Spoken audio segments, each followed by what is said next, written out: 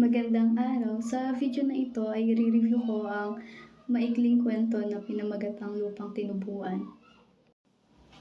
Ang Lupang Tinubuan ay kwento tungkol sa pagmamahal sa sariling bayan.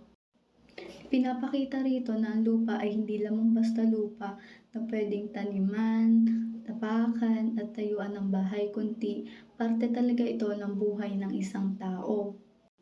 Sa kwento, makikita ang hirap at sakripisyo ng mga Pilipino para ipagtanggol ang kanilang lupang sinilangan. Ipinapakita rin na ang lupa ay hindi lamang ari-arian, kundi ito ay isang simbolo ng pagkakilanlan at pagmamahal sa bayan.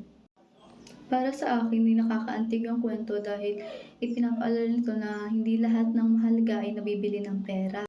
Habang binabasa ko ang akda, napaisip din ako bilang kabataan, syempre, kailangan din nating pahalagahan ng ating bansa. Ang aral sa kwento ay dapat nating mahalin at ipagtanggol ang ating bayan sa lahat ng pagkakataon, lalo na sa oras ng pagsubok. Dahil kung tayo mismo ang hindi magmamahal sa ating lupang tinubuan, sino pang gagawa nito? Sa kabuuan ay ang Lupang Tinubuan ay simpleng kwento, ngunit may mensahe na konti lang naman kanto. Tas ang